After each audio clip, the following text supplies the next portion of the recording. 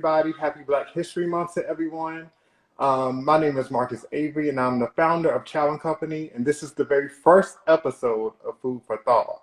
So I'm excited to share this with you.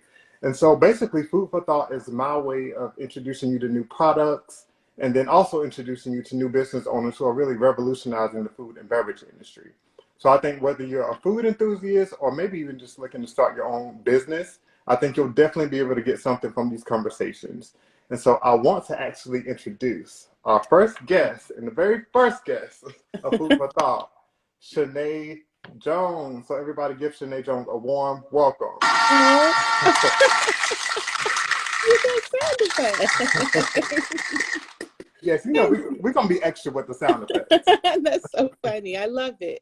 Thank you. And so, Shanae, I'll say for me personally, I've been following you for quite some time, maybe a little over 2 years now. Okay. And so it's been great to like see the developments of your business, not only from just like a marketing standpoint, but from a product development standpoint, and just seeing you grow as a business owner.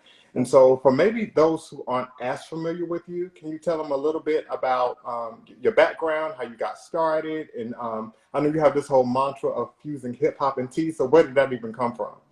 Oh, sure. So, like Marcus said, I'm Shanae. I am a first-generation herbalist, firstborn American. I grew up with my mom, who's British, and her parents were Jamaican. So I kind of came by my love of tea, honestly, and not necessarily a real traditional Jamaican sort of tea where they drink sorrel and ginger tea and cerasee. While we did do that, for the most part, it was very British in the sense that we'd have our Tetley tea, condensed milk, and lots of sugar. So by the time it was done, it was mostly sweet milk. But that's what I did a lot of. And as I got older, I just got away from black teas and started really drinking more herbal teas. Took an herbal apprenticeship and then decided to launch my own business. And I was foolish enough to think that you could just put up a website and people were going to buy. Like, that is not going to work. You have got to have a marketing scheme, something behind it. And so if you look at like our very beginning, it was like Faithful Teas. Like, that's more of what I was going for. But then I realized, you know, that's just a little too relaxed, a little too calm. Like, a lot of people are already kind of dominating that space. And it's also not necessarily true to me. I'm a big hip hop fan. I went to Bowie State University. My very first college essay was about Imagery and Money on My Mind by Lil Wayne. So I've always been deeply committed to hip hop and figuring out how we could connect it to other things, because it is didactic. It can teach you anything. So why should tea or plant medicine / herbalism be any different? And so I decided to go with what I knew, which was hip hop, paired with something that I didn't really know, which was running a business. And that's how I ended up with a hip hop inspired herbal tea company. Got it. And so I know from basically what I've seen from you so far, like, I know you posted like a lot about yourself. Like, how big is your team? I'm curious. Like, is it just you? Do you have a smaller team? Is it large? It's just me. Okay. Yeah. Oh, so that's a lot. Because again, I see the type of content that you put out, which I love your marketing and branding, by the way. Thank you. As somebody who does it professionally, I can certainly appreciate that. Oh, good. Thank you. That means a lot. Because like I said, it's me and Canva. Yes. Canva, it gets all tens. And so, I mean, I guess, how would you describe maybe your success so far, as far as like running your business?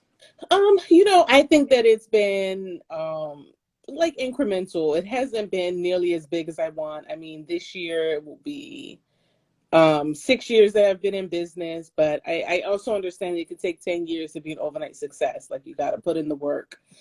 But right now I'm also in the middle of my rebrand, which I should be ready to reveal in the next few weeks.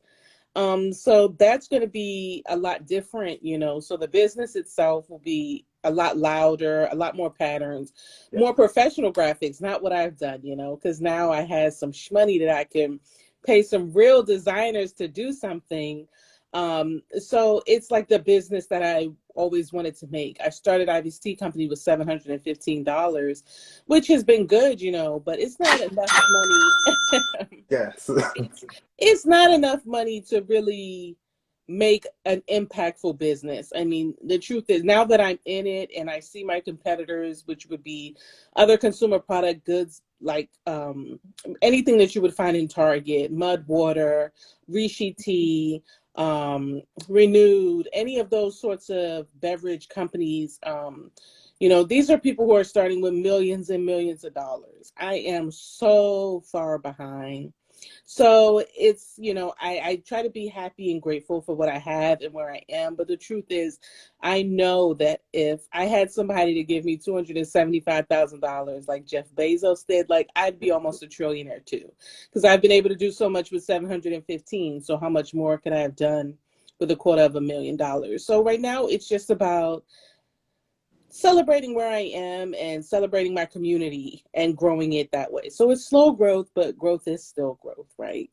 Yeah, no, for sure. By all means, I don't want you to like short sell yourself. I No, mean, I no. was on like one of your lives and you was like I run a six-figure business. And I'm like, Oh, okay. Like she yes, is I breaking in the definitely dough. do. Ivy's Tea Company is a six-figure business. I make mid five figures every single month. So yes, we are certainly making Yeah. money, but I guess I also watch other things, right? Like you see Crayon Case. And I remember one time I saw Super Scent had made $275,000 in a day. And that put everything into perspective for me. It was like, okay, like there are some women out here, some Black women out here really making money. So I'm not trying to shortchange myself. I just, if there are entrepreneurs in the group, like I just want to encourage all of us to dream big and think big, because 5-figure months are good, but so are 5-figure days. And Yes. it would be nice to have those every single day. Like we deserve it. So Look, I got somebody in the comments, and just so you all know, there will be a Q&A session, but feel free to drop your questions, and I'll try to pose them as they come up. But somebody asked, "Are you hiring?" didn't they just hear me say I ain't got that much But I money? mean, when you talking six-figure businesses, it's like people look at you like, okay, like she doing something. Okay, well, I will certainly put that into perspective for y'all.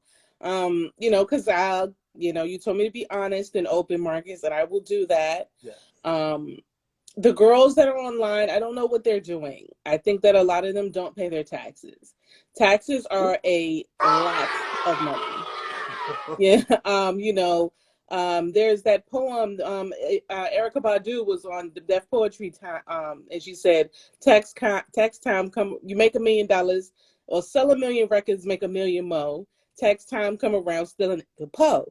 And it's true. You know what I mean? Like they take a big portion of your money when you're self-employed. You pay Social Security tax, you pay Medicare tax, you pay state tax, you pay federal tax. It's a lot. And so girls try to get around it. They register their businesses in Delaware and all those sorts of things. But over here, I can't do jail. They don't have no pedicures, no pasta primavera. I can't do prison. So I do everything as legal as possible. And so you do make money, but you do end up putting a lot of it out in taxes and also a lot of it out in products that you need. So packaging is expensive, Yeah.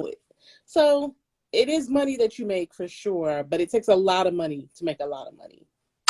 And so I'm assuming that means no PPP loans, Oh no no, no fraudulent people, PPP loans. no fraudulent ones, no real ones. I don't like look. I don't like to owe nobody. Yes. That's the standard.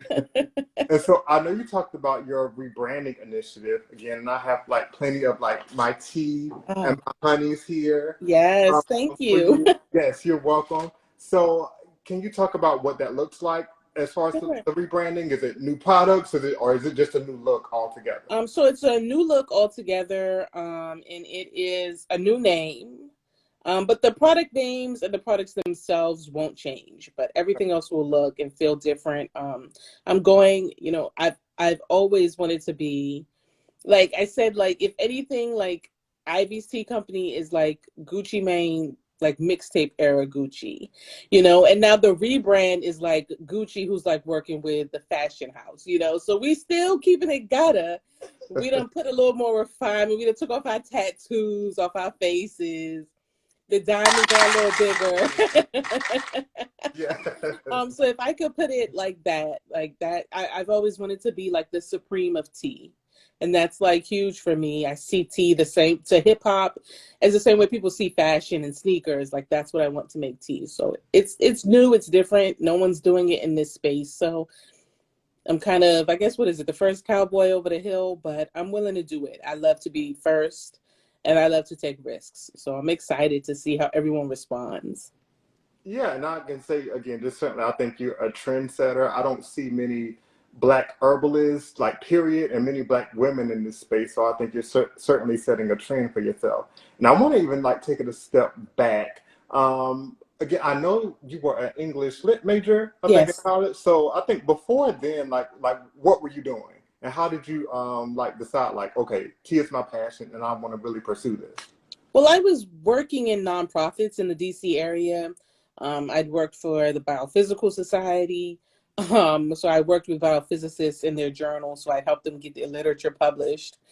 Um, I worked for the American Society for Engineering for engineering deans. So I helped them with like a lot of outreach and like doing exhibits and stuff like that. What else? I worked for the Friends Committee on National Labor. So I worked with Quakers, a Quaker lobbying organization. And all in all, I just felt tokenized. And so I felt like maybe it's me, I hate all of these places. Is it possible that the places are all that bad, or is it me? And I was complaining. I lived with my sister in DC at the time, and I told her, like, I want to start my own business.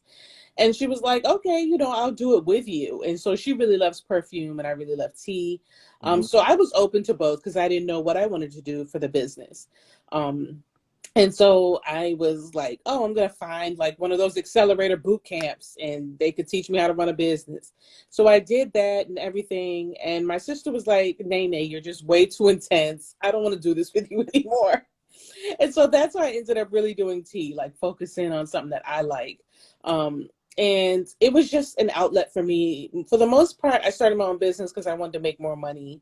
I didn't think that I would ever make as much money as I wanted to make as an employee at the nonprofits. I also felt tokenized and I really wasn't challenged. And so it just started off as a side hustle that would challenge me. And if you like a challenge, being an entrepreneur, a creator, running a podcast, those sorts of things come with constant challenges, So if you like that, you'll be constantly fed.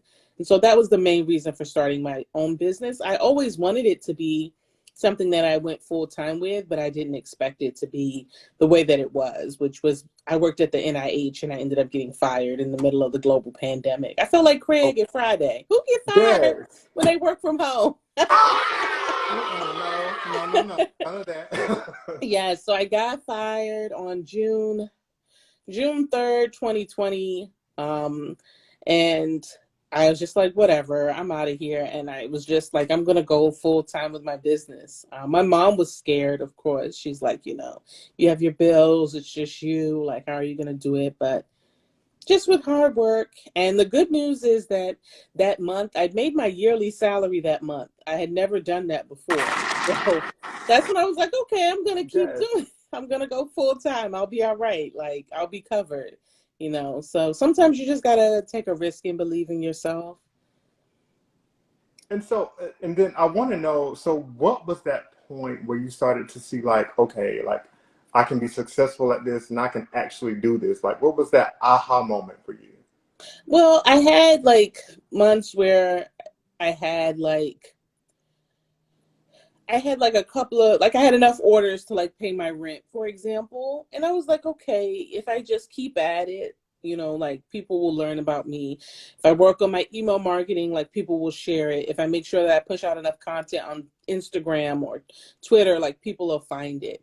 And so that was basically like me just testing the waters to see if I could in fact get a lot of orders. And then I got enough orders. And then I started to make more than I was making in my day job. And so I was like, okay, but I still had a lot of debt. Uh, I still had a lot of debt and I really wasn't managing my money at all, much less like managing it well. I was just like, I got paid. I'm going to buy what I want to buy and pay my bills. And that was that. So I started to save a little more. And once my plan was to quit my job when I had 6 months savings. In the end, because I got fired, I only had about 2.5 months. But I was just working that plan to save enough money in case something happened. So that was just my plan, was like, can I pay off my bills and also save enough money to keep going? Then I'll do this full time.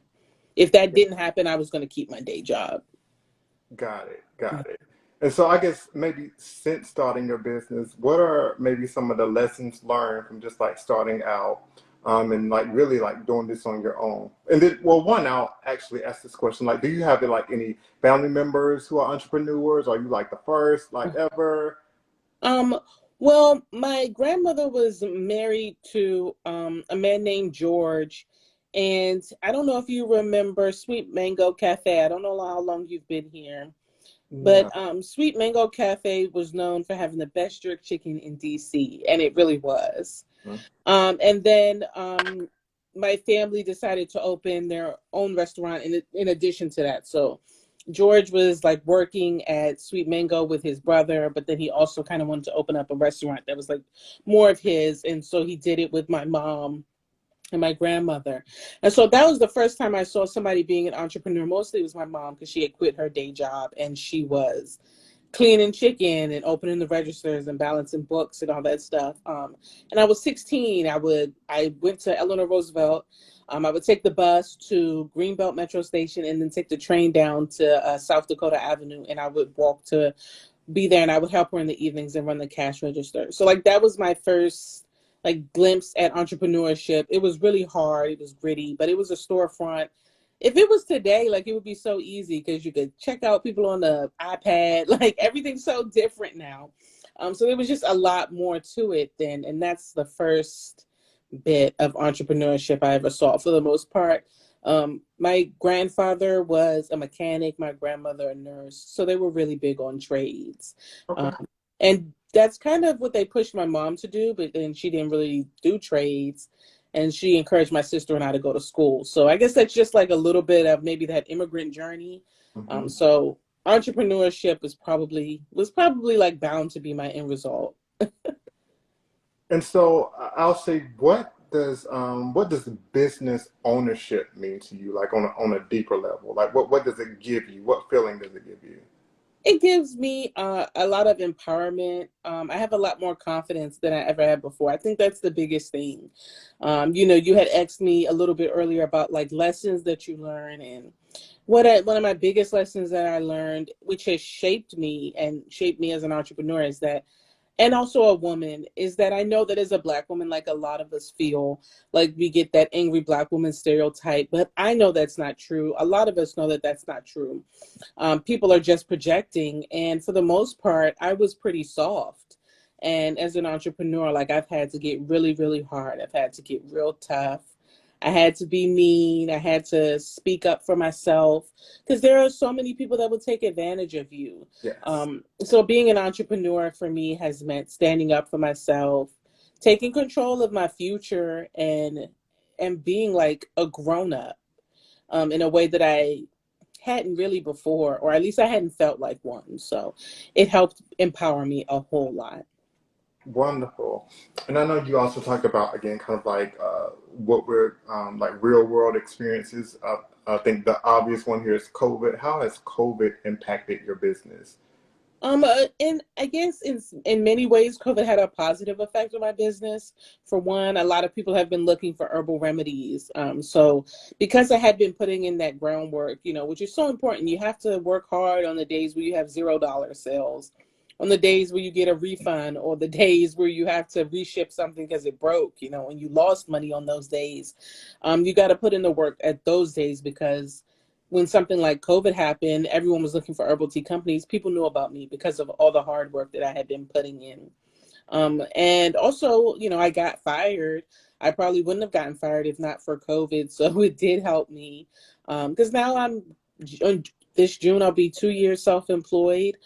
So it was actually like, so far it's been really good for me. I'm not glad that it happened because a lot of people lost their lives, but it had a positive effect on my business. And I think a lot of other Black entrepreneurs as well, on account of the fact that a lot of people like to redirect their dollars after the George Floyd's murder and all that stuff. Those people are long gone now, but at the time, we had made quite a bit of money and received a lot of free press that we normally wouldn't get.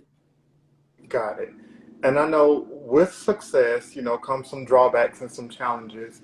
And I was actually, I joined like your live what about 2 months ago when you were talking about like the lawsuit when Yeah. somebody tried to, I guess, infringe upon your trademark of Yes. crap tea. And so, can you talk about the importance of one protecting your intellectual property?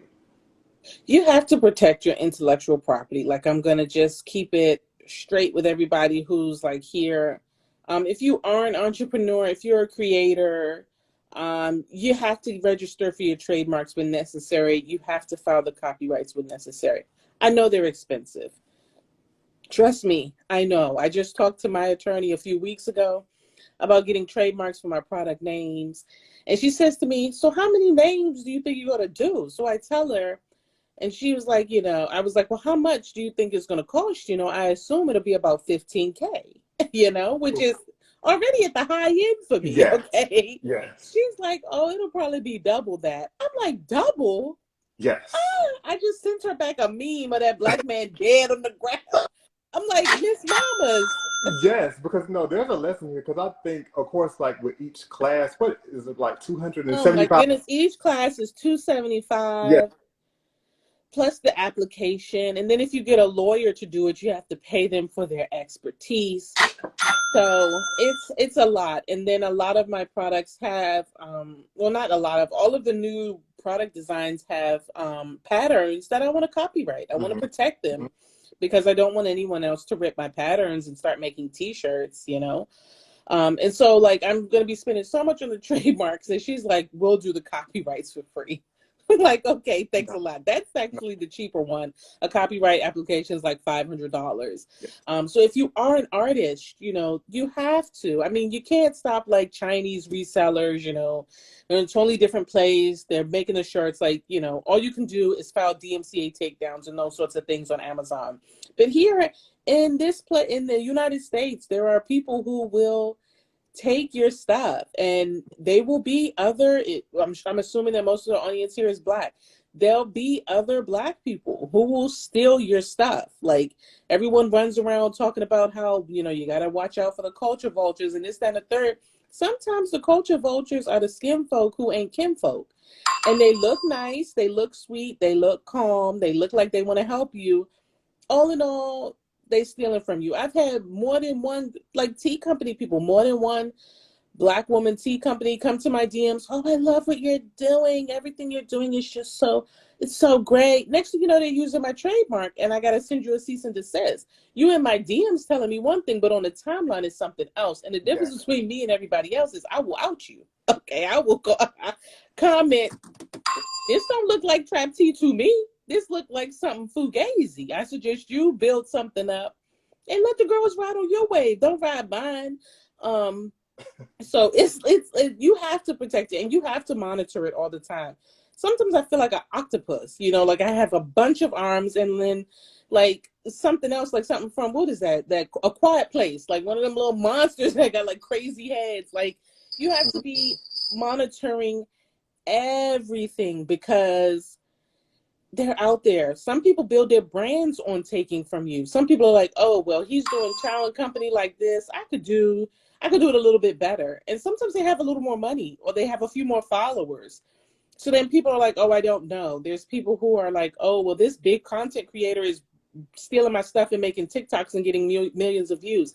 That's what these people do. You better get tough. Like I said earlier, get tough. Stitch Hmm. it, duet it, call him out. Okay. And let me tell you something.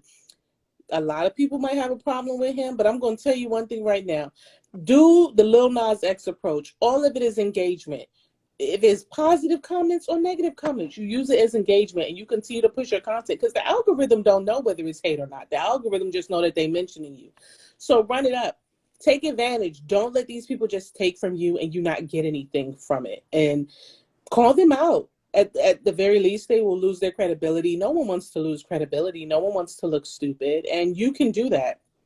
Be prepared to fight. If you are protecting your business name, your tagline, products, whatever, be prepared to sue.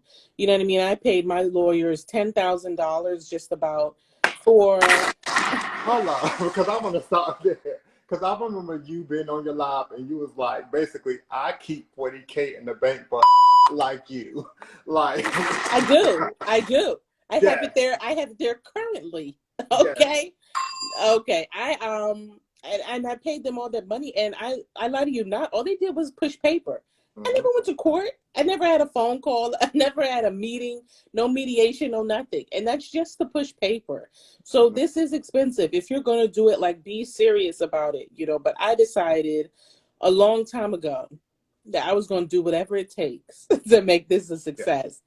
And I meant that. Some of the people are playing around, but I meant it. I've got gently, I have like no experience, no nothing. Like but I'm willing to do whatever I have to protect my brand. So definitely all the content creators, because the line between content creator and business owner is so blurry. You know what I mean? It doesn't even exist anymore. Content creators have businesses that thrive and make a lot of money, and they're doing better than traditional businesses because people like to respond to a person. And content creators have that already. So make sure that if you are a business that you are protecting it. Don't run it like a hobby, because there are thieves out there and they just lying in wait, and you want to be able to send them that cease and desist. You want to be able to contact Instagram to take their content down if you need to. mhm, And you got to make sure you save your money up, because some of them are going to try you. A lot of people think the cease and desist is a badge of honor. To me, it's step one in a process to suing you. And I listen, getting to the deposition is exciting to me. I've never done that before. Let's go.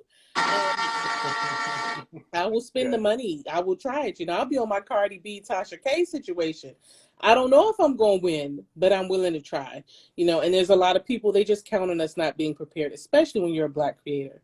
They really think that they can just take from us. That's just what they think. yeah, yeah. And I think it ties back to that point of like ownership and what it means to you, and making sure that again you're owning the space that you're walking in. So again, I don't think there are many like black herbalists or black women in the tea and like the beverage industry in general. So certainly you have to like carve out your own path and Mhm. make sure that you make a stake and claim what's yours, what's Yeah. rightfully. So yes, definitely, I hear you there. Representation is important. We won't have any future herbalists if I don't do this part. You know what I mean? So it's important to me. It's really important. Yeah. And so I guess again with that, now that you've gotten beyond that, you won your lawsuit. Again, congratulations. Where do you see Ivy's Tea Company like within like the next 3 to 5 years? Considering again you have this rebranding and everything, like what can we expect? For the rebrand, I mean, I'm going the proverbial balls deep. You know what I mean? Like I I am I am like I said, I've gotten so much tougher now, and I have a lot more confidence. Like, I'm not so shy. And so I'm ready to just do it all. I really, really, really want to work with Gucci Mane or Two Chains. Like, that's something that I'm really going for. I know that Two Chains drinks chamomile tea. I just feel like we'd be perfect. Like, we would totally get along. Like, pretty girls drink tea. Like, we like the trap too, but we also drink tea. Um, I want to have collaborations with fashion houses. I would love to have a Dior and my new company collab.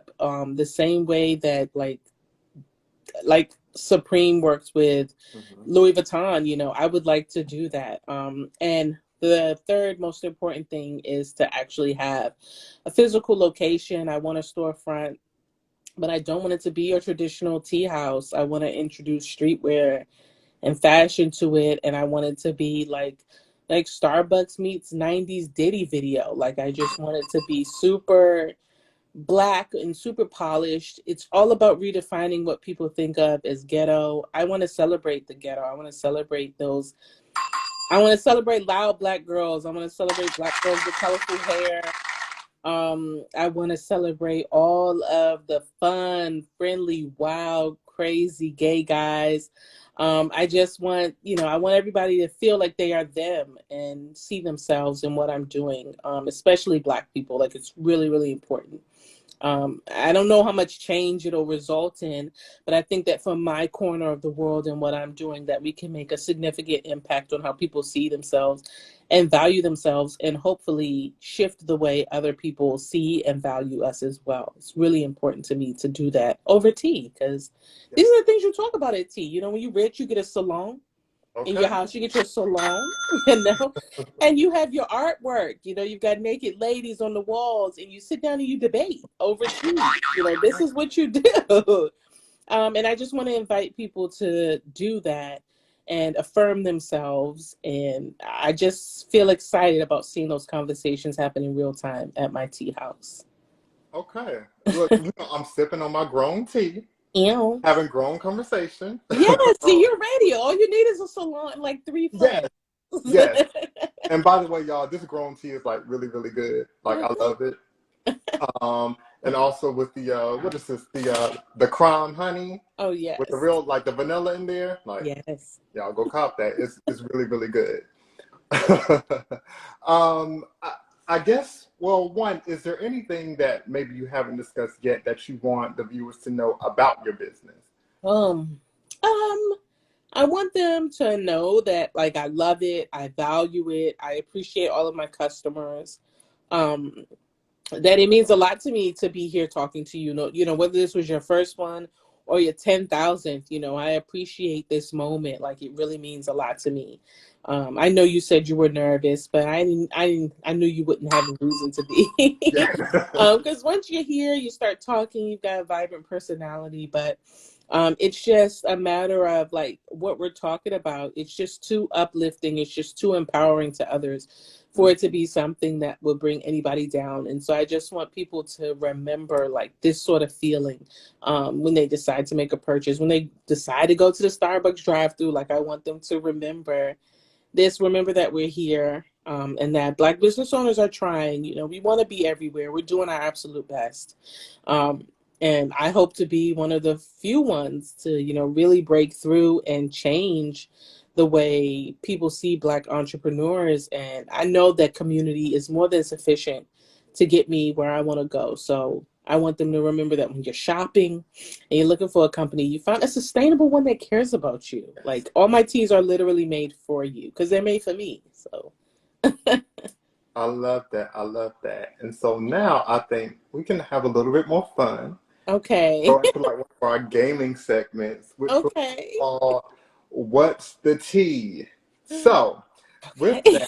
that, again, as an herbalist, I want to preface this by saying Shanae is not a doctor, not a doctor, but No. she is a certified herbalist. So, with that, I know there are, certain ailments that we could have with even within the Black community, but even outside of that, just like everyday ailments. So I want to ask you some questions about like maybe what are some teas or home remedies, homeopathic remedies for fixing those. And so at Okay. this point, feel free to drop some things in the comments, you guys. But I'll kick things off. One, because I saw just the other day again that you had in a live session about herbs as it relates to libido. And so Yes. I want to know, for me as a male, like how can I be as potent as maybe someone like Nick Cannon with 8 children? Oh, that's so funny. There's lots of things that you can do, of course. I think the most important one, I don't know. I would like to know if Nick Cannon talks about this. I think a lot of Black men, a lot of men in general find themselves with like low sperm count, inability to hold an erection, etc., because they smoke and they drink. Y'all is having a good time with that cannabis. Listen, okay, y'all all having a good time with the tweeds and the K2 and the vaping machines. All y'all doing, and the Duce got a tight hold. The Casamigos got a hold on y'all. You gonna know you gonna be 35, 36. Finally snag the woman who gonna tolerate your mess. Finally snag a nice guy who gonna settle down with you. Hmm. I'm sipping my tea. And you're not gonna and look, and you're not gonna be able to have the babies. You're not gonna be able to do it. So definitely make sure that your diet is cool and your habits are in check. Like I'm not saying don't drink or don't smoke. I think smoking is bad and it's not a good habit. But if that's what you want to do, you can do that. Just make sure you're being balanced. Like don't be smoking so much and not doing anything else. Um, But there are lots of herbs that men can use. There's maca root, horny goatweed is very popular. Ashwagandha. These are herbs that are known to increase sperm production in some studies and can help men hold an erection. If you are not able to hold an erection because of lack of blood flow, Mhm. then you might want to try something like ginseng that will help the blood flow. But always talk to your doctor before you begin an herbal regimen in case you are on other prescriptions or you need to be on some prescriptions because it could be an underlying medical condition, prostate, anything could be messed up. So don't be scared of the doctor. I know a lot of people say, Yes. Yes. The don't doctor be. is our Your friend. doc, they don't want to Yes. hurt you. Yes. Yes. I think we're moving beyond that. What is erection better? Not sound like that. Okay, Megan. Oh, Um, yeah, the boing sound. yes. Just for dramatic effect. Um, so I saw somebody put in here bloating. Is there anything for bloating for tea products or herbal products? Um, I guess that depends on the person. I know that if you buy like skinny teas or teamy teas, stuff like that, those will be like a lot of leaves, like maybe blackberry leaf, and they'll also have diuretics in it, which are diuretics are just anything that'll pull water out of your system because that's kind of what the bloating is. It's just an excess of water. So in that instance, you'll have things like fennel seed or other herbs for digestion. And then oftentimes those sorts of teas also have senna leaf, which helps you like go to the bathroom and like pushes stuff out of you. So that's like mostly what those are for. But I wouldn't concern myself with bloating. I mean, Okay. it's not that big of a deal, friend. Don't let these people make you feel bad for bloating. You're if you especially are you a woman, like we do so much. Like anybody doesn't like that we're bloated, they can suck it. Drop a bomb on that one. Let's see. I think twerk in progress. What a name. Um, inflammation. Oh, Anything. so yeah, so well, there's lots of anti-inflammatory herbs. I'm not quite sure where she's feeling inflammation, but in that instance, you would look for herbs that are warming and kind of spicy. That would be ginger root, that would be cinnamon, also things like fennel seed, cardamom, and those are things that you can find in a tea, typically like a chai tea. But alternatively, you can cook with those foods. If you like Thai food, you'll find those ingredients in there a lot, and even Indian food, you'll find them in there a lot. So there's those. There's turmeric as well if you kind of wanted to do more of an island cuisine. And there's also turmeric pills that you can take too. Got it. And I saw somebody said menstrual pains. Oh, if you, I actually made a salad today. I posted on my Twitter page. I made a roasted pear and fennel salad. Fennel is a popular, well, I guess it's not that popular of a food in American cuisine, but you can buy fresh fennel at the grocery store, and you can use the bulb, the big white part at the bottom, like you would celery or anything else. You can roast it. You could eat it raw, but it does have a little bit of a bitter taste. And it's usually used for menstrual pains. It can um, make it easier for the uterine lining to expel, thus shortening your period. So that could help either shorten the pains. But there are so many other herbs that you can use. There's cramp bark, which is a very popular herb for menstrual cramps. There's red raspberry leaf, which is pretty affordable if you wanted to buy that in bulk. Or you can even find that on Amazon.com, honestly, and there are pills for that as well. Blackberry leaf, black cohosh, but you should be careful where you source that because in some places it's like going extinct. And stinging nettles. The stinging nettles is my absolute favorite herb. It is something that I drink every single day, and it really does help with menstrual cramps. But the key is to take it before your cycle, like a few days before.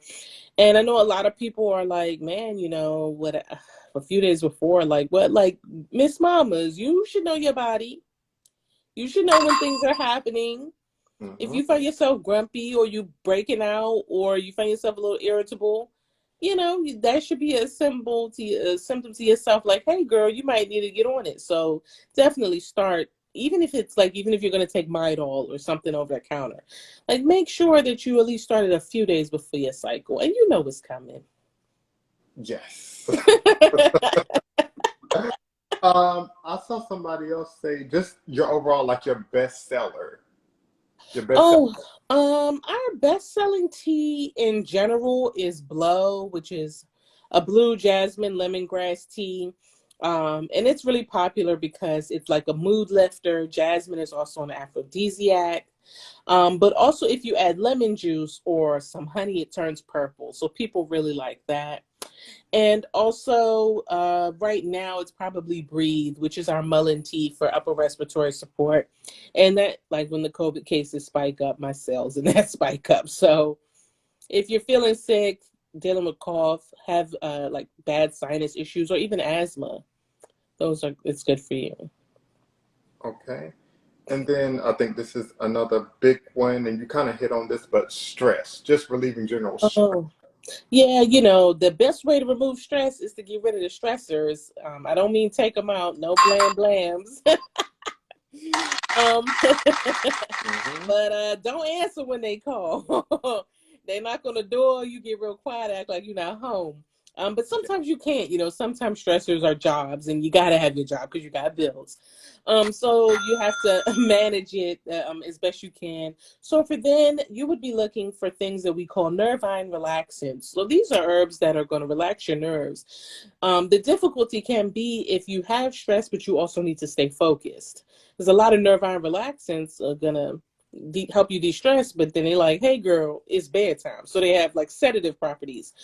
So you would want to look into herbs like chamomile and lavender, check and see how those work for you. For some people, St. John's wort is a very popular herb for de-stressing, but you also got to make sure that you're not ADHD, ADD, or have any other sort of things going on because it can conflict. It's very powerful. um what else would I use? Yeah, I mean, I would stick to chamomile and lavender. And I know that those sound stereotypical, but a lot of people, when you go to the grocery store and you buy like a chamomile tea, you'd be surprised that it's not a real chamomile tea, like in the sense that it's like crushed up petals. It's not much chamomile in it. So when you get a true chamomile tea, like what I offer or any other loose leaf store offers, you find, oh, this does work. Like this is the real deal. Like I didn't need anything super potent. It's just that what you had before was maybe stale or not as fresh, so it wasn't effective. Got it.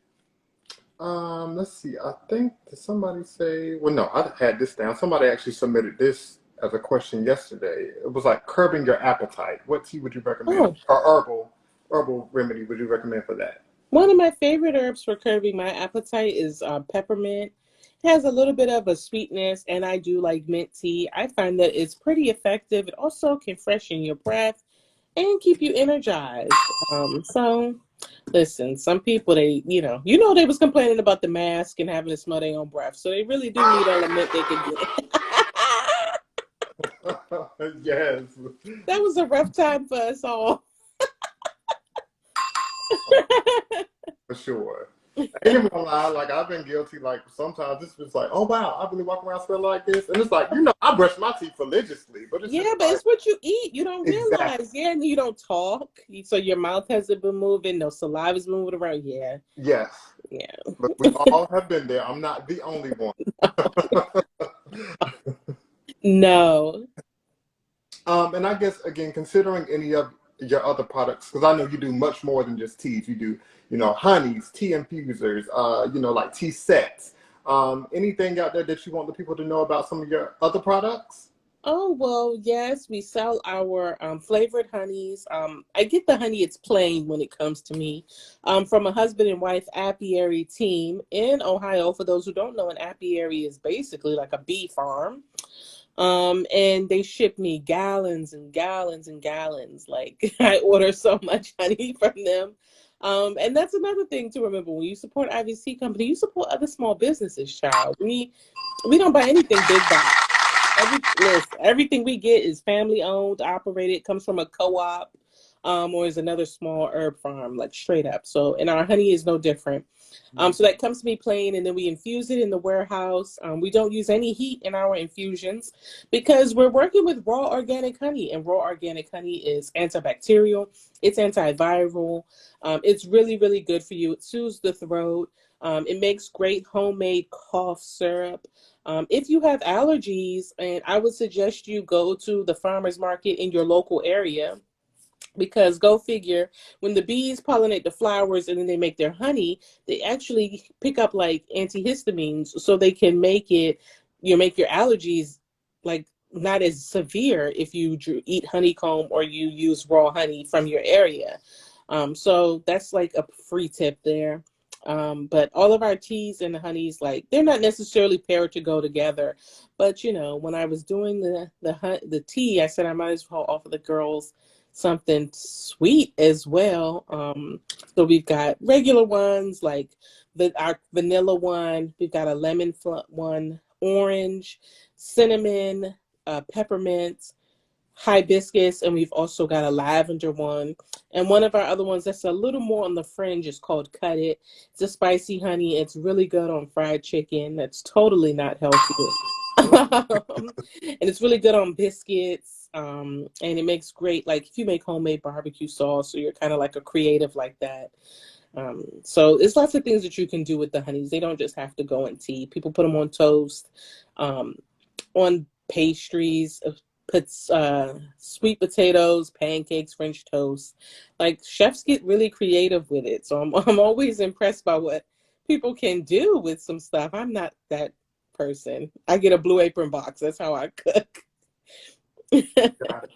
And so let me see, because I know you said like Blow is like your most popular, but if somebody was like, it was their first time Oh, that first. ordering from you, like what combination would you suggest? Maybe a tea and a honey, if you Sure. If it's your very first time, I would recommend Sister Sister, which is our chamomile rose tea. It's got chamomile, rose, lavender, spearmint, and a little bit of cinnamon. It's one of the first teas that I made, and it's also one of our most popular, but Blow came a lot later. And I would pair Sister Sister with Side Piece, our cinnamon honey. Or if you want to play up the lavender, I would pair it with Views, which is our lavender honey. It's really good. The lavender, of course, will help you like be more relaxed, whereas the cinnamon one will keep you a little more alert. So that's the good thing about the teas. You can kind of tailor it to whatever you're working on. It's really good with vodka if you like a cocktail, or a little bit of gin if you like to play with more herbaceous herbs. I don't. I use alcohol-free alcohol now, which sounds crazy, but I am zero proof now, and it tastes really good in mocktails if you like to try that as well. So not. I know my friend Ty is on here, and she is alcohol free. So oh, yes. hey girl. So definitely thank you for dropping that tip. Yes, So yes. now I think you've given people enough to grow on, and in terms of like healing themselves internally, Yeah. externally. So now let's bring in the hip hop portion. I Okay. want to test your knowledge on hip hop. I Because am so scared. I feel like I'm not gonna do well. no, but you claim to be a hip hop fanatic, so and I believe you, but I just want to make sure. We just want to check you real quick, just to make sure. Well, So is this gonna be like Migos, or is this gonna be like Kumo D? no, okay, so Sounds this like I can do either this one. segment is actually called Hustle and Flow. And so what this is basically going to be me reading some, I think, pretty famous rap lyrics. So, Okay. and I'll, no, well, no, I'll cheat and tell you. Like, these are like not anything that's like really like modern day. These are like classic hip Oh hop my lyrics. goodness. Okay, okay, And I okay. felt like that would be your vibe, right? Am I wrong? You're a little bit. I listen to Lil TJ, Lil Tecca, and Be a Young Boy. Okay, okay. I'm all over though. I listen to Benny the Butcher, West Side Gun, and also like classic stuff. So I'm not a hip hop purist. Okay, got Yeah, it. I So, listen to all of it. So I should know these. I should. okay, cool. Well, look, we're about to find out. If So I I'm gonna read don't, a like, I'm gonna be so sad at myself. No, no, no, it's okay. So I'm just gonna start, and I'm gonna try to read these as plainly as I can, because I want to make it hard for you. I don't want to like repeat the cadence. So this is Okay. what I'm gonna do. Okay. So the first one, and if anybody in the comments knows, feel free to drop it in the comments too. For the hip hop heads out there, I never sleep because sleep is the cousin of death. Oh, that's easy. That's Lil Wayne. He may Oh have no, that's reused it. Nas. I'm sorry, I'm in the wrong place. There Nas. you go. I Nas. We're I gonna was give in you the that. wrong era, Yes, yes. We're gonna give you that one just because. but I'm Okay. pretty certain that Lil Wayne said it. You know But he he probably stole did. it from Nas. Okay. So no, it's So okay. I We're was in gonna the give it wrong to era. My bad, y'all. Don't do me, please. I can't see the comments, so don't eat me up. you. Somebody said Tupac. Victoria. Okay. Um, okay, now this will be real G's move in silence like lasagna. Oh, so I switched them up. Now that's Lil Wayne. Cool. But you see how both of them sound like. I mean, I guess both of them are something he would say because in the end he did steal that from Nas. But Yes. yeah, he's so simple like that. He is, but a classic. You Yes. know what I'm saying? Okay, the next one.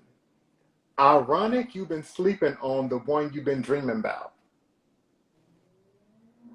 Hmm. I don't know that one. At least I don't think I do. Yeah, look, let me check in the comments. Anybody know this? I'll repeat it. Ironic you've been sleeping on the one you've been dreaming about.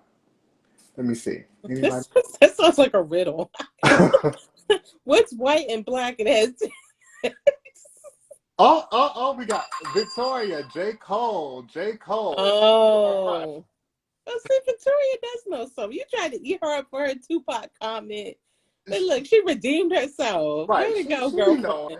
girlfriend. That's my best friend, by the way. So, Oh, see, look, you don't have to take this. You can leave at any time, Victoria. okay, this one. But don't you be calling out my name. I bring wrath to those who disrespect me like a dame. I don't know that one either. Victoria, help me out. Victoria, come on. Come I on. don't know that one. Let me see, because does anybody have this one? I'm going to repeat it for the comments. But don't you be calling me out my name. I bring wrath to those who disrespect me like a dame. Come on, Bobbing with Care. Queen Latifah, UNITY. Oh, my bad. Yes. It's okay. It's Definitely. okay. I knew that it was a female rapper. I just didn't know who. Yes. Because of the Dame part. Yes. No, that would have threw me off too. Yeah. Okay.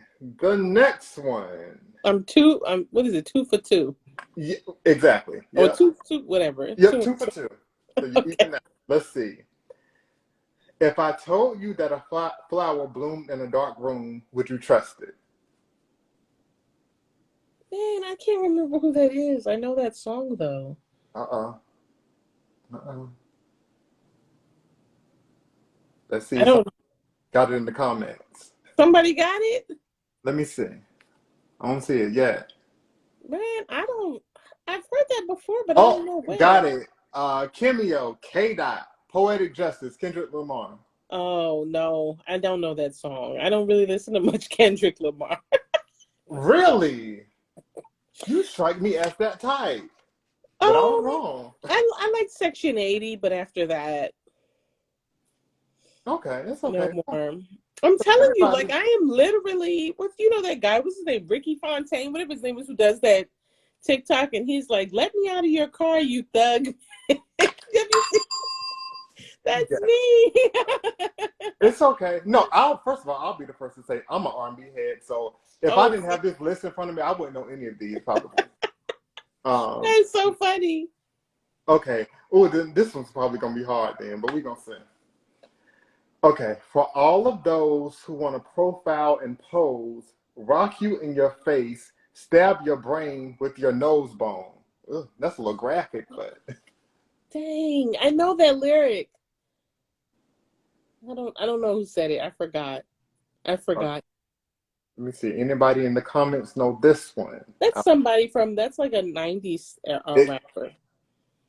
Okay, halfway there. That's I got the Like that is the time. I don't know. It's giving me like. Oh, that's all my, so my deep, y'all going in the right direction. Not quite. Oh, see, okay, shook ones. My brother got it. Prodigy. It was Prodigy. Oh, it is Prodigy. Yes. Okay. So the next one. Oh my goodness, how many are there? No, this will probably be the last one. Okay. Or I have to get out of here before I lose anymore. no, because I want to give. Actually, I want to do two more. That'll give you time to at least like even it out. Because I don't want you to lose. I think I'm already good. Okay. Now this. Okay. When the rain hits my window, I take an inhale, cough me some endo.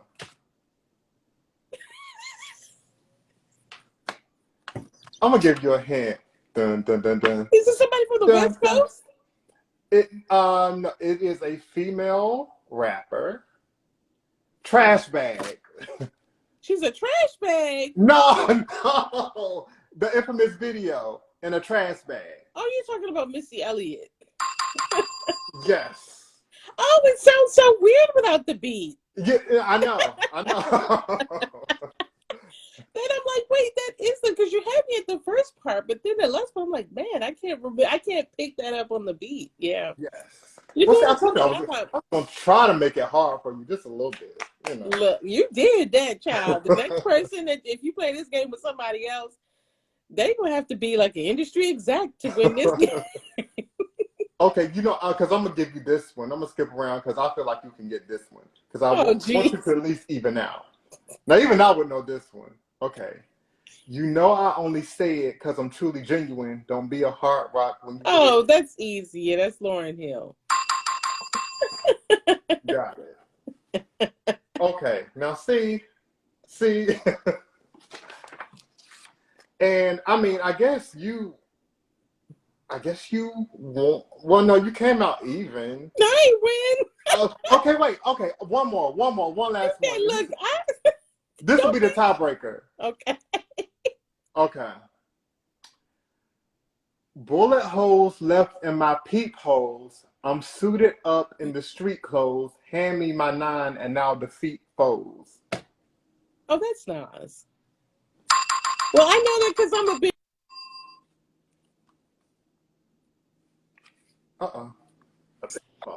Am I back? Okay, yes, you're back. Okay. Yes, I'm sorry. Yes. And yes, like my friend Megan said, it's Black History Month, so you would have won. You would have won anyway. Oh, that's so cool. Thank you. Yeah. I appreciate the charity. Y'all are so kind. In my comments, like if this was my live, they'd have been like, loser. No. There are no losers around here. One, because again, it's Black History Month. 2, you're a black woman. 3, you're always winning. And 4, you're everything. We gotta make that a sound. We gotta make that a sound bite. What was that? I said that has to be a sound bite. That has to go. So that needs to go viral. Okay. Ooh. Let's y'all let's share that certainly, and help me go viral because I'm just getting started, so I'll take all the little help I can get to grow my little followership. So okay. So now again, I want to really get into it with some of the viewers. Again, thank you guys for being so engaged. Now I really want to give you all a chance just to like ask some questions. So feel free to drop them in the chat, and I'll try to like keep a tab on them in the order, and we'll go from there. But I will start off with one that I saw earlier, and then I'll just follow suit. How does one become an herbalist? Oh, so the first thing that I did was I took an herbal apprenticeship. And that's like where you work under the tutelage of an certified or clinical herbalist. The herbalist that I worked with was in fact a clinical herbalist. That means that that people go to her and see her like a doctor. Mm-hmm. And she only recommends like herbal or homeopathic things. It was 11 months for the first year of my apprenticeship, and I believe it was $1,800. She does offer it on a sliding scale. So if you don't make a lot, like you can do it, or if you want to pay more and you're super rich, you can pay more.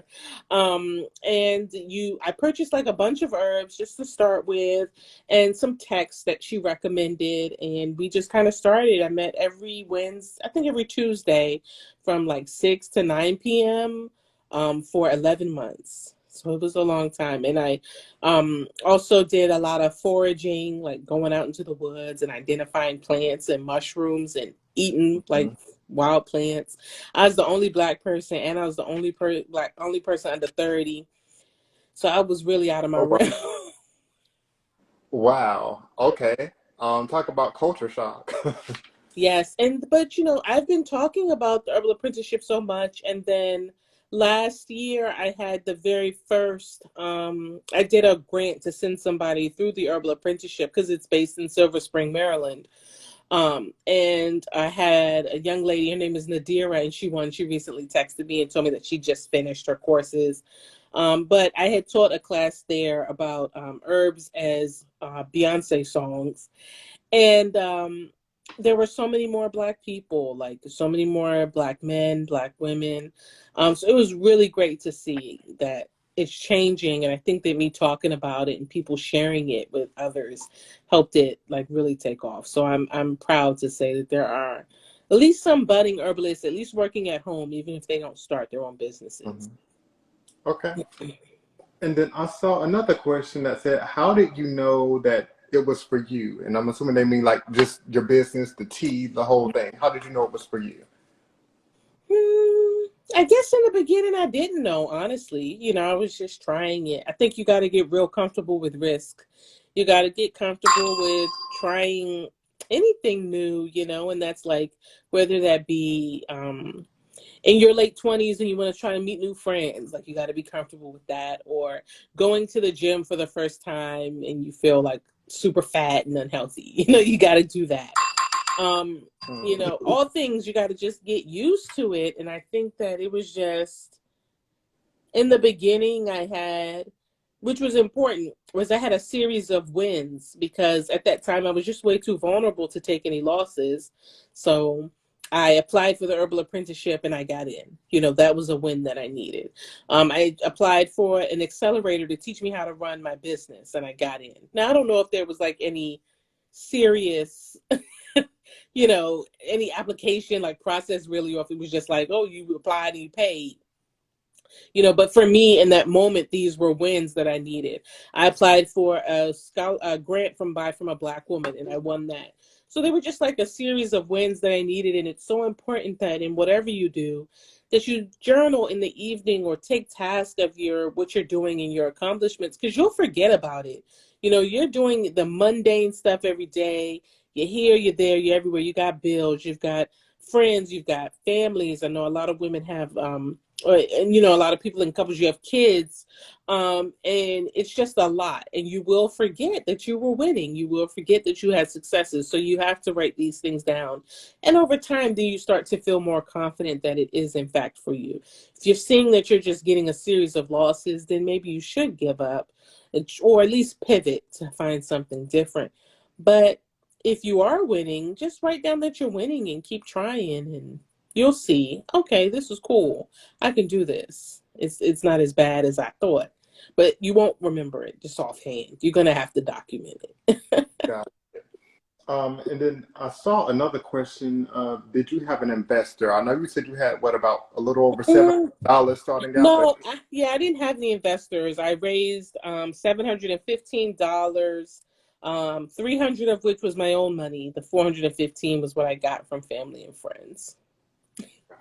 So no, no investors. I didn't know. I guess it was ignorance on my part. I didn't realize that you could raise money before you started a business. Mhm. So that is an option, for anybody. But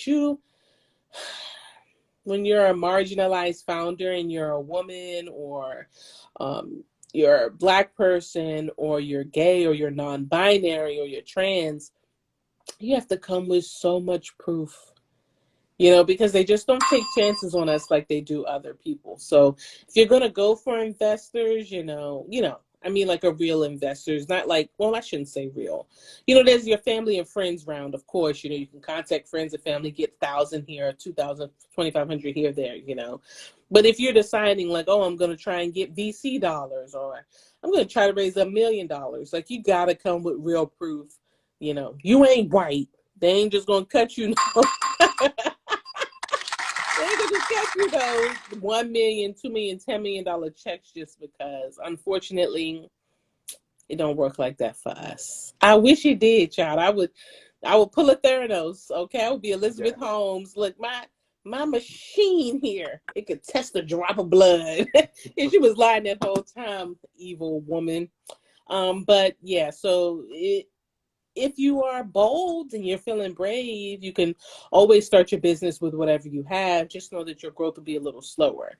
I'm a prime example of that.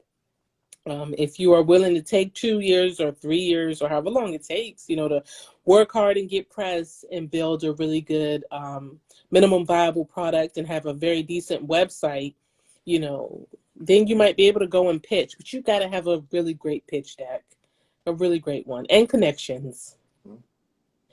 Connections. Connections are key, for Yes. sure. Okay, and then I know you are big on, I guess, of course, for what you do, comparing like loose leaf tea to like the tea that I think a lot of people consume, especially, you know, we can have a cultural moment. I think a lot of Black people might be somewhat new to tea, Mhm. generally speaking. So, what's your apprehension between drinking loose leaf tea versus the tea that comes in bags? Well, a lot of people, you know, don't like tea because of what they've had in a bag. But tea in a bag is like really no good. First of all, the bag itself is texturized plastic. It's microplastics or GMO byproducts from corn or something like that. So it's really not good tea. So you have loose leaf tea, you have your full leaf tea. Once the farmers go, they pick the tea off the leaves. That's the big stuff. That's the good stuff. That's the stuff that you pay big bucks for. That's the stuff that people like Tivana were getting. That's the type of stuff that I use when I'm making a black tea like grown. And then at the very, you know, once they've done all the sifting processes and sorted it out, at the end there's dust and all these little particles. That's the part that Lipton buys. That's the part that, you know, Tetley Tea buys. And, you know, it's next to nothing. So they're just going to put it in this little bag with this nasty little metal staple, and they're going to string their logo through it and send that to you. So a lot of people don't like tea because they're not even having good quality tea. It's not flavorful. It's very bitter. It's acidic. It doesn't taste good. When I was younger, I drank that tea all the time, but most recently, I went to a restaurant and that's what they brought me, and it was really bad. I didn't realize just how bad it was. Um, so that's part of it. The tea quality is just not good. The second part is that the bag is texturized plastic. It's not paper. We think it's paper, but when you realize it, it's like if I really poured boiling hot water on this piece of paper, it would disintegrate. Mhm. So this has to be something in addition to the paper. So once you do that, you know, all those microplastics melt. That's hot water. Hot water makes things change, honey. And so all the microplastic, those chemicals actually seep out into your cup.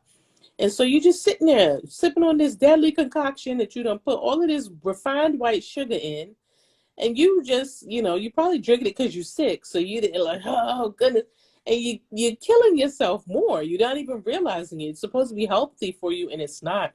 And this is the criminal nature of capitalism. But that's an aside for another day. um, Yes.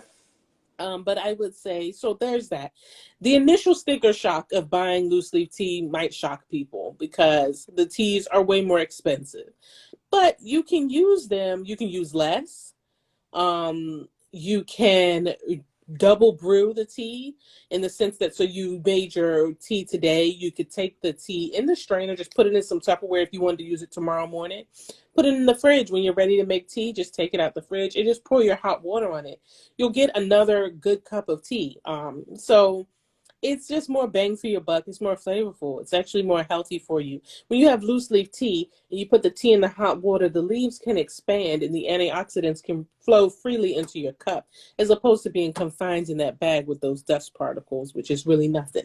So it's just a much better choice, from taste to cost effectiveness and also to saving the earth. You know what I mean? I know that they switched us from plastic straws to paper straws, and a lot of us are upset because Kylie is still running around in her jet back and forth. But we can also do our own little parts. Sometimes you can take your herbal tea leaves, you can compost them. Some plants actually like those tea leaves after they've already been used, so you kind of just put them into the pot, and the plant is like, give me more. So Mhm. um, it's just better for the earth, better for you, and ultimately better for your wallet in the end. Got it. Okay, and then last question, because I know this is a big one, but like the detoxing, and you believe that there's no such thing as detoxing. Can you No. give the detail about that? Yeah, I feel it always makes me sad when people are like, I ate bad this weekend, I need a detox, or I went to Miami and I was having fun and now I need to detox. It's like you're not toxic, friend. Like you're not like, and that psychology that you're running in your mind and the bad things that you're probably saying about yourself, like it really makes me sad, and you shouldn't talk to yourself that way.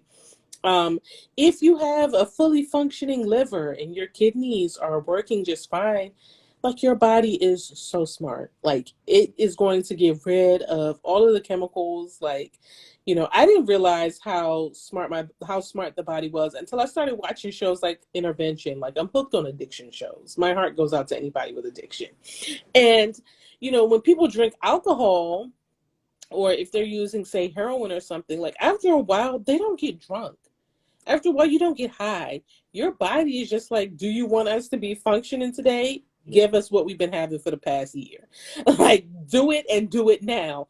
And it sucks because you find yourself dependent on something, and it used to be so fun. And now you got to hustle just so you're not shaking in the morning. Like, that's not fun. If you're getting drunk, you want to at least be lit. You know what I mean? Yeah. But that's the power of your body. Your body will get used to what you give it. But a lot of us, you're healthy. You're perfectly fine. Your liver knows how to take certain things and move it over here, move it over there. Um, I did a live the other day about the alkaline diet and how it's really not real. It's just pseudoscience. Mhm. It's just language, that makes you feel like you're getting healthy. Like your kidneys regulate your body's pH and your blood pH. Like it's perfectly fine. If you don't have diabetes or cirrhosis or any other liver or kidney problem, you don't need to detox. You're not toxic. You don't need to start juicing. You don't need to start drinking some tea that's going to force your bowels. Trust me, I like money. Okay, I want to. If I hit the lottery, I'm going to be so stupid. You don't even understand. You'll be like, wow, she was so calm on the live. You're going to see me. I'm going to be riding around it. All my cars going to be neon yellow. Every last one of them. I want you to see me and know who I am. So I want you to know that if these teas work, I would gladly sell them. But they don't work. So that's why I don't sell them. If you're feeling like, man, I feel kind of crummy from what I've eaten, you don't have to not eat. Just add more vegetables to your diet and eat more fresh fruits and drink more water. Like, it's really just that simple. You don't need to talk bad about yourself, or there's no such thing as bad food and there's no such thing as good food. It's just food that can help you or food that might hurt you. But it's all about balance. So please don't say detox. Got it. Okay. Point taken. It's, So, yeah, be nice to yourself. yes. So we're gonna start to close things out, but I think one of the things I want to implement with the Food for Thought series is just always leaving people with some takeaways. Because yeah, we might joke and laugh, but again, I want to be intentional and make sure that people actually get something from the conversation. So Hmm. based on what we talked about today, what would you say are maybe like three items that you want people to take away as far as like the food for thought? um, for one, you mean when they come to listen to you? No, from you, just Oh, as a oh, business owner, from a me. black woman excelling in the business. It can be anything, cover Okay. anything. So I guess I'll do one for entrepreneurs and aspiring business owners out there. Stick with it and put in the work. You gotta do the work. You can't spend all your days in Jamaica. You know, you can't be flying here and there and everywhere. You can't answer their phone calls just because they call it. You can't go out just because they calling you. You got to work on your business if you want it to be a success. It takes a lot of work. I tell people, and I'm not exaggerating, I've been working 18 hours a day, 6 days a week for the past 6 years. And no lie to you, I would do it for another 6 years, another 6 years after that. I Mm. love working on my business. And if you don't have that feeling about what you're doing, don't do it. Like, honestly, don't be online taking these girls' money and not shipping their stuff. Okay? Because you make it hard for all of us. Just Mm. hang it up. Flat screen. Okay. Um, my second one, for anybody who like wants to be an herbalist, I would say, research herbal apprenticeships in your area. Don't be that person that just reads a couple of books, follows Hood Healer, and does a couple of Google searches. That does not make you an herbalist. It doesn't make you intelligent enough to share anything with anybody. You know what I mean? Because you want to be giving real helpful information, not harmful information. And some herbs do harm people, and not all bodies are the same. So you don't want to be making blanket recommendations just because you read it on the Google. You want to be a real herbalist, go do the work. Don't send me no DM asking me what books I recommend. I'm gonna tell you I don't recommend none. I recommend that you find a mentor who can help you, because this is life or death. You know what I mean? You're gonna mess around and have people drinking that juice. What was his name? Jim Jones. Okay, don't be that person. Boo, definitely. 2 thumbs down. Tomato, tomato. Brick, brick, brick. Right. We're not Look, throwing I wish I tomatoes. had a tomato sound effect, but No, look, you maybe need that'll be the next one. you need bricks. We want them. We want it to hurt. Oh wait. Yes, bombs, bomb, bomb, bomb. And my third thing would be anybody who's interested in like using herbs for themselves. I would just say make sure you always talk to a doctor first. Be open-minded to trying different things.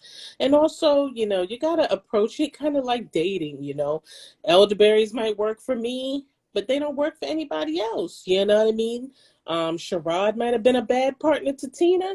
He might be great for you. You know what I mean? So just be open and be willing to try them differently. No one herb is going to heal all of your problems. You need like a routine, a real regimen, and you should always talk to your doctor if that's what you're going to do. Herbs can help with just about anything, but they should always be something that you work with a doctor or your trusted medical professional to do. Like, don't just start taking stuff. I once did that and I could have really hurt myself. Seriously, my blood pressure went really, really high because I didn't do what I was supposed to do, which is do the research. And I'm an actual herbalist. Like, I had been studying and I had been reading the books. And what happened to me was not supposed to happen to me. And now, like 2 or 3 years ago, research showed that it can happen. So don't be the gerbil. Don't be the experiment. Talk to somebody who can help you. Yes. Yes. And I'm gonna add on one last one, and that's buy from a black woman. Gang, gang. Black women are here. Yes, and more specifically, buy from Shanae Oh, Jones. yes, please. Yes. Maybe not today or tomorrow. Rent due. You don't want to have a nice tea collection on the side of the road. Make sure Yes. you get a little extra change. Cause look, I'm not hiring and I'm not letting anybody come in my house. It's just me and my dog Foxy Cleopatra. Yes. I'm gonna be like, I can get you some hot water though, friend. Okay, well look, we'll take what we can get. Yes, so definitely. I encourage everyone, if you want to try teas, definitely. My tea is really good. I'm not biased, I promise. It's better than anything you can find at the grocery store. It's better than better than my competitors. I buy their teas with my secret alias. That's another free tip for the business owners. Spy on your competition. Get you a green dot card and a fake email address. But I do that. It's yeah. So give us a try, please. And somebody said, "What's my dog's name?" My dog is Foxy Cleopatra. She's named after Beyonce from the Austin Powers movie. Because the dogs matter too. So Yes, yes. they look. I'm a dog lover. I'm a dog person. I thought I wasn't gonna be. I turned into a crazy white woman with my dog. Oh, now come on now. Look, I no, I buy was her. I about buy to. her clothes. I buy her treats. It's ridiculous. But that's okay. Look, you have to spoil the ones that you love, Yes. even if they have four legs. Yeah. So there you go. Yes. But no, Shanae, I want to thank you again for being like the very, very first guest. Who knows, but this might be like years from now, so I will always remember you as being my first guest. Oh, thank Look you. at you in a special light, so thank you so much. I really appreciate it. Thank Um, you. yes, as far as the viewers, I hope you enjoyed today's conversation. Please be sure to follow Shanae on all her social media handles. And Shanae, just drop everything where they can access you and get in contact with you. Sure, you can follow me at Ivy's Tea Co. And we're online at ivystea.com. If you wanted to see me personally, like, because I do have my own antics over on my personal Instagram page, it is Shanae Did Good, Shanae Didgood over on Instagram. I think I actually put it in my bio, in this Ivy's Tea Company bio, so you can find me there. That's where I share my debt-free stuff, what it's like being a founder, different trials and challenges I have. I'm currently in a challenge right now where I don't say the N-word. It's been hard, y'all, especially when you listen to rap. Now I can only think it. I can't say it. But yeah, so if you want to like follow that journey, you can follow me on my personal page. Otherwise, right here at Ivy's Tico, that's where you need to be.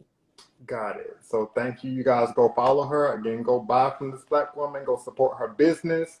Let's uplift her so she can like be look the seven-figure business, and she's already in the sixes.